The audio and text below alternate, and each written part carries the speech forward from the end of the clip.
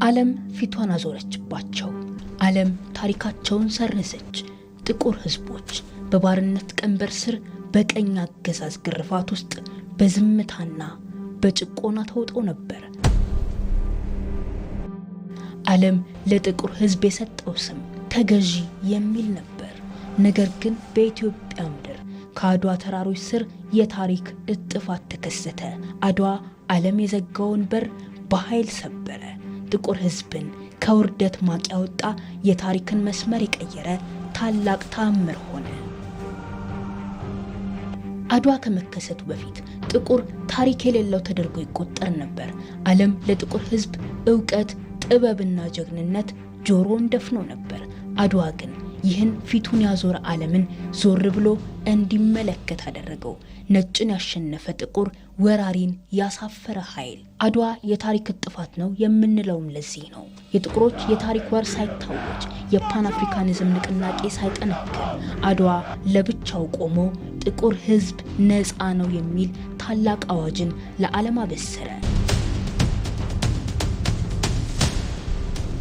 ዓለም አትችሉም ሲል አድዋ ችለናል የሚል ምስክር ሆነ።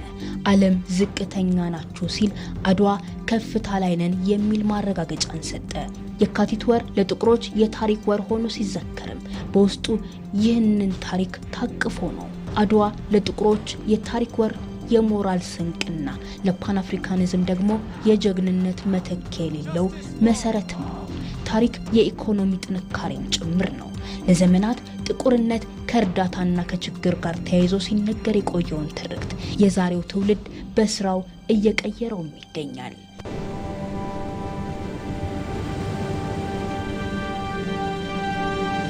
ታሪክን በማወቅ የተደረገውን ልፋትና ጥረት መዘናጋት አያስፈልግም፣ ማስታወስ ያስፈልጋል።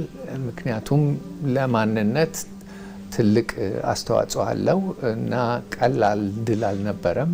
ኢኮኖሚያዊ ነፃነት የታሪክ ትልቅ ምዕራፍም ነው። የጥቁር ህዝቦች ጥንካሬም የሚለካው በለጋሽ መንግስታት እጅ ሳይሆን በወጣቶቻቸው የፈጠራ አድማስና በጠንካራ የሥራ ባህልም ነው። እውነተኛ ነፃነት ራስን በመቻልና በጠንካራ ኢኮኖሚም ይገለጻል።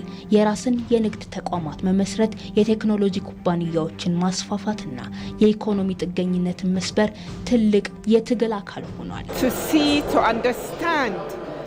The significance of the Battle of Adwa. የአድዋ ድልን ጠቀሜታዎች መረዳት መቻል ለአፍሪካውያን እጅግ አስፈላጊ ነው። ይህ ድል ከቀኝ ገዢዎች የተቃጣን ጥቃት የመመከት ምልክት ነው። እንዲሁም የቀኝ ግዛት እሳቤን ማሸነፍ የቻለ የድል ምልክት ነው። በዚህ ወቅት መላው ኢትዮጵያውያን በጋራ በመሆን ያስመዘገቡት ድል እንደመሆኑም የአንድነት ምልክት ነው። Of their sense of sacrifice. ይህ ሙዚየም የኢትዮጵያውያንን የሞራል ልዕልና የሚገልጽ ነው። በዚህ ጦርነት የተሳተፉ ሰዎች ለራሳቸው ብቻ አይደለም የተዋጉት፣ ለመጪው ትውልድና ለሀገራቸው እንጂ። አርበኞቹ ለሀገራቸው ነጻነት ሲሉ ሁሉን ነገር ትተው ዘምተዋል። በዚህም ማሸነፍ ችለዋል። አዲሱ የኢትዮጵያ ትውልድም ከዚህ የሚማረው በጋራ የቆማችሁ ብለት የማታሸንፉት ችግር እንደሌለ ነው። ይህም በመላው አፍሪካ ተተግብሮ ልናየው የሚገባ ነገር ነው። The story of Adwa says there is nothing that you are not capable of doing. ይህ የጥቁር ብልጽግና ለድህነት የሚሰጥ ምላሽ ብቻ ሳይሆን ለቀጣዩ ትውልድ የሚተላለፍ አስተማማኝ ታሪክም ነው። ይህም ወደ ነገዋ አዲስ የነጻነት ታሪክ የምትጽፍ ብሩህ አፍሪካም የሚያሸጋግር ድልድይ ነው።